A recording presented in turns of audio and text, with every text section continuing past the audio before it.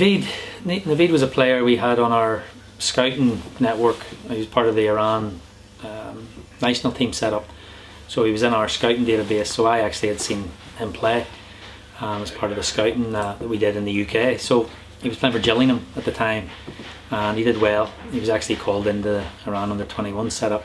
So I've known of him.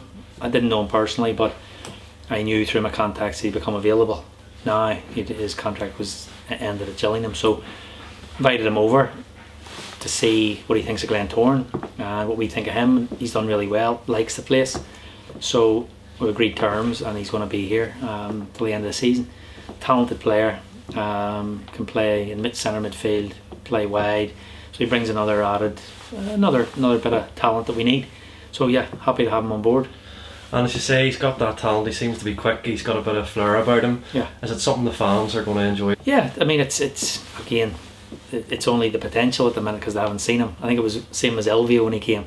Fans are a bit, what's this? I think Elvio has won them over. So it'll come with performances, and so we'll get him into matches here as needed, with 6 games in 21 days coming up.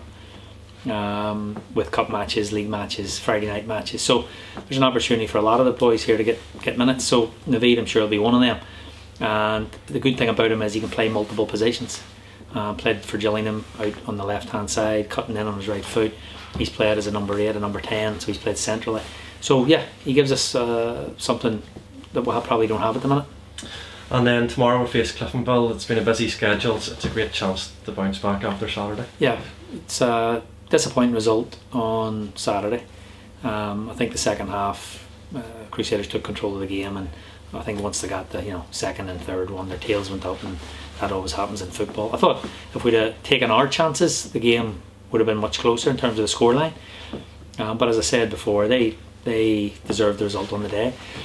I think a couple of the refereeing decisions went against us. We're watching the video playback, were really dubious calls, and Robbie McDade's injury was called a clash of heads, I think, at the time. But when 2 players clash heads, usually 2 players hold their head. One might have a cut, but at least 2 of them are holding their heads at the end of it. The other defender didn't hold anything, so it was clear that there was something other than a clash of heads. So yeah, that was disappointing how some of the decisions went against us. But anyway, not using that as an excuse, just pointing it out. Cliftonville, really talented team. I think they're probably one of the most talented in terms of their front 3, their central midfield 3. They lost on Saturday to Ballymena after dominating that entire first half. So they'll be up for it as well. They're looking for a reaction from their players. They're demanding reaction, as are we. We're at home Friday night. Should be a good crowd here. And yeah, we're looking forward to it, but we know it's got the potential to be a cracking game of football, because both teams have players who can play football. Cliftonville on their day are a really good footballing side. On our day, we can do the same. But Cliftonville also have a bit of bite about them, where if they need to mix it up and the game gets ugly as well, they can do it. So it's going to be a big test for us. I think they're sitting in 3rd at the minute, but we're only 3 points behind them. We can make 2 or 3 points. We can jump a number of places with a good result. So good time to play them. But the result, let's wait until 10 o'clock tomorrow night.